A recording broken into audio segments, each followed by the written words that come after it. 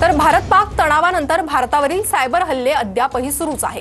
पाक, Bangladesh, Indonesia, Morocco, मध्य पूर्व देशातून सायबर हल्ले होत आहेत। सायबर हल्ले थांबले नसल्याचा महाराष्ट्र सायबरनं खुलासा केलाय।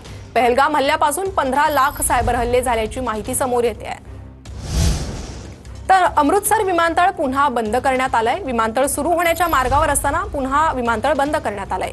सांबा सेक्टरला ड्रोन आढळल्यानंतर विमानतळ बंद करण्याचा निर्णय घेतला। काल दिल्लीसाठी सुरू होणार होती विमान सेवा।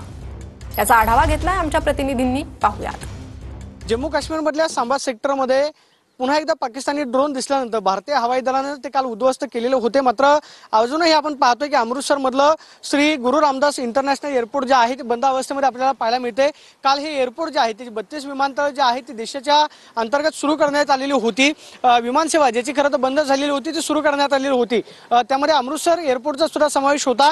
मात्र आपण पाहतोय की पुन्हा एकदा हे अमृतसर एअरपोर्ट जे आहे ते बंद करण्याचा निर्णय इथल्या ऑथॉरिटीने घेतलेला आहे। येणाऱ्या जाणाऱ्या प्रत्येक कर्मचाऱ्याची इथं चौकशी जी आहे ती केली जाते। चौकशी करूनच इथे विमानतळामध्ये सोडलं जाते।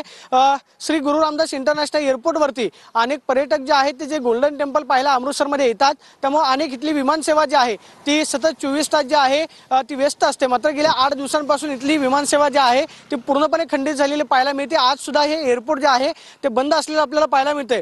या संदर्भातली सेवा जी आहे ती कधी सुरू होईल याबाबत अनिश्चितता आहे। कारण काल पुन्हा एकदा पाकिस्तानी ड्रोन जे आहेत ते सांबा सेक्टरमध्ये आढळल्यानंतर जी सीमेलगतची शहरं आहेत, ज्या 5 जिल्ह्यांना रेड अलर्ट अजूनही कायम आहे, तिथली विमानतळाची सेवा असेल त्याचबरोबर शाळा या सगळं काही बंद आहेत। आपण पाहतोय की अमृतसर मधलं हे एअरपोर्ट जे आहे ते सुद्धा बंद अवस्थेमध्ये आपल्याला पाहायला मिळते। Camera person Rakesh Kumar Soni, Pradeep Kapse, TV9 Marathi, Amritsar, Punjab.